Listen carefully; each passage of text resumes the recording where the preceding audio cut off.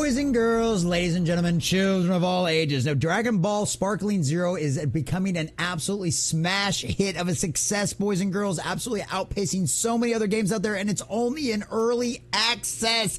These numbers are absolutely insane, and as a fan of the Dragon Balls franchise out there, as obviously it was one of my first introductions to anime, like a lot of people out there in the Western audiences, I absolutely love the series. DBZ is obviously one of the best ones out there. I haven't really kept up with too much of the stuff most recently, but I loved Battle of the Gods. I loved a lot of that kind of stuff out there with all of that. And of course, my Bulma! What an absolutely epic scene from a lot of this new series. And obviously the hype around this new video game, Dragon Ball Sparkling Zero, has actually been huge. A lot of people have been super excited about this. A lot of the gameplay, a lot of the stuff that they've been doing with the marketing has gotten people a lot of very excited. And considering how many characters are in this game, it sounds like it's going to end up being a lot of fun. And it looks like that is absolutely the case, boys and girls, because as you can see over here from thatparkplace.com, Dragon Ball Sparkling Zero has huge early access launch with over 91,000 peak concurrent players and very positive reviews, boys and girls. This is absolutely insane. This is a game that is an early access that only if you paid the extra money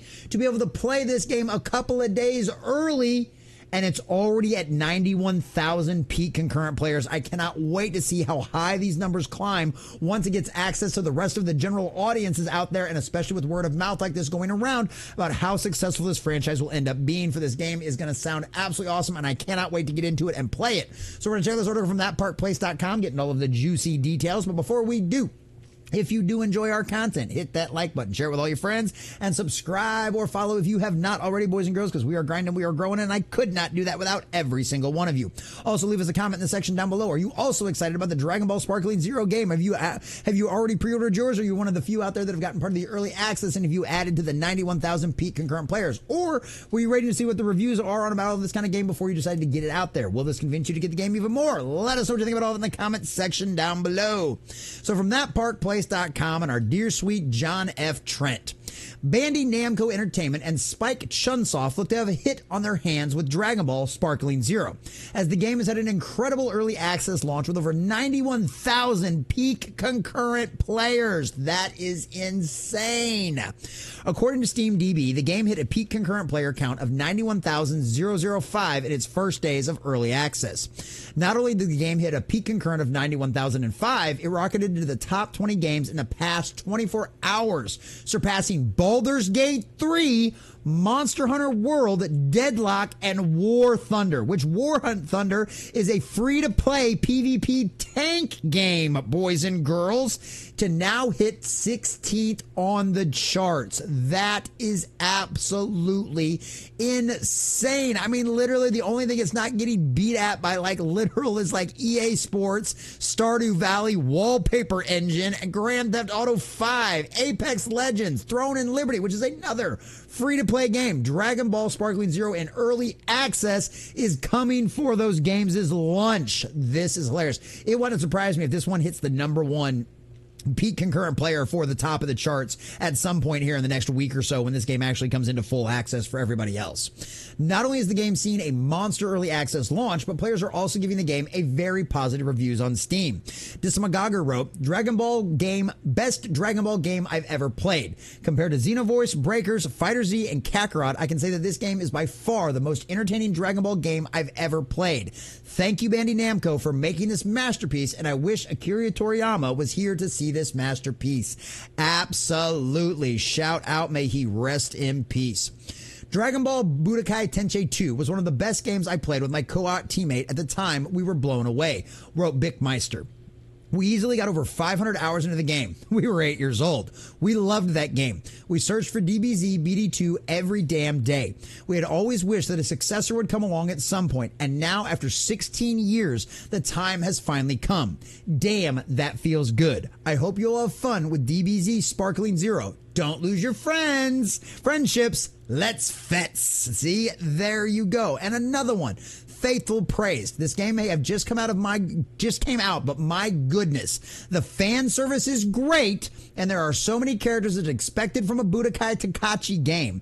Only thing that I didn't expect was waiting for the superhero DLC and also have to play the game to unlock characters. The graphics are amazing, and this is a 10 out of 10, which I like the fact that you can play the game to unlock the characters. Not just going to charge you. You're not going to have to pay extra money in order to get access to all of them. No, you just progress through the game and actually get them. And this is one of the things. There's a reason why this game has such great early access. Not only does this game come from a group of individuals that are a very excellent pedigree that have made good quality games in the past, but also they've talked about all of this in the marketing. That's the reason why I was excited about this game from the beginning, because it was all about fan service. It was all about sticking true to the lore, to the source material, giving you the feel of the original game before. And that's one of the reasons why I think this kind of stuff is successful. That's the reason why I was optimistic about this game, because they were saying all of the right things. And now it looks based strictly on these early access numbers and the early reviews that they have absolutely given the fans everything that they promised and probably more, which obviously this is one of the things that Park Place goes on and goes through out there. He goes through a lot of the interviews with these guys with Banda Namco, says we put a lot of effort into the small details, which is what I think makes this game so special to me. So of course I would be happy if players noticed these details and enjoyed this immersive experience of becoming a Dragon Ball character. And this is one of the coolest features that I didn't even know this was the kind of situation out there. But this is one of the other things too. He says when they play the new game, it should feel like, oh yeah, this is familiar like the previous games. We adapted the original battle system, but we also kind of evolved it and put some new mechanics, trying to create new and more immersive experiences. And that's what you want to hear from a game that's making to a sequel to something like this. It's supposed to be the follow-up to it. You don't want to hear about them trying to reinvent the wheel or trying to do something completely and totally different, because that generally ends up falling flat unless they're truly successful. More often than not, repeating what has worked in the past works in the future. I know, strange concept. Study your history and you can figure out how things work. I know, weird idea. As for what they improved the series, one of the main improvements is that you can experience the superpowers of Goku and others in real time. One of the main goals is to let the players experience what it's like to be the character in the Dragon Ball world. If you hit someone with a Kamehameha, it should blow them away. This is one of the things that I thought was really neat as well. Some of the different features that they added, this is one of the ones that I didn't even know. One of the more interesting aspects of the game takes place in the game's episode battle mode and allows players to have a different story than the one that took place in the original manga or anime. So it's literally kind of like a choose your own adventure inside of the world of Dragon Ball. And I think that's really freaking cool. I love the choose your own adventure stuff. So you could probably see in previous release videos, there's an option for players to make choices within the episode battle, which will impact how the story will proceed. But at the same time, there are certain outcomes of battles that may also impact the outcome of the story. And that's one of the other cool things. This gives you a lot of replayability as well as just playing with your friends in this game. For example, if within an episode battle, you went against an opponent that in the anime you weren't able to beat, this may impact upcoming battles and battle scenarios. Both the choices that the players make and the outcomes of the battle may influence the characters that the player will experience new battle story paths. And I love that idea. It literally gives you kind of a choose your own adventure world inside of Dragon Ball. And I think that's really cool. And so obviously he says there's limits. Therefore, ideally, the player should become the character. Think about how they would react in the situation and enjoy the different experiences that arise in the episode battle.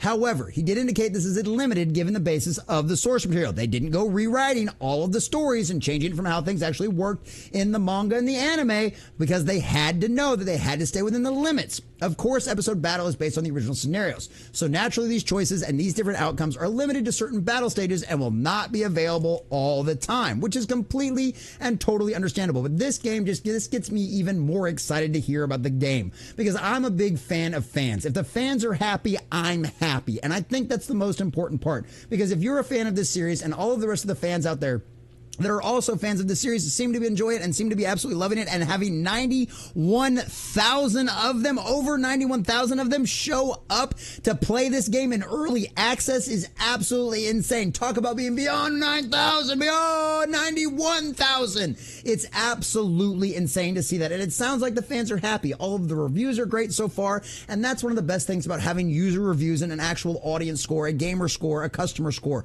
because they will tell you the truth about this kind of stuff. They can only buy off so many of them to actually affect a score overall. And at the end of the day, you're going to get exactly what you deserve. And Bandai Namco looks like they have given us an absolutely incredible game that is making the fans extremely happy and has absolutely crushed the Steam charts out there for this kind of game. That is a beautiful thing to see. And at the end of the day, it sounds like they were going to have a lot of great success going forward with this game. And I cannot wait to play it. And I cannot wait to see how much higher these numbers end up going when this game comes out to early access. This is going to be awesome. Dragon Ball Sparkling Zero looks absolutely amazing. amazing. And guess what, Banda Namco? You've made the fans happy. They're probably going to make you rich. And at the end of the day, you're getting exactly what you deserve. And in this case, it looks like a very good thing for all the Dragon Ball fans out there around the world.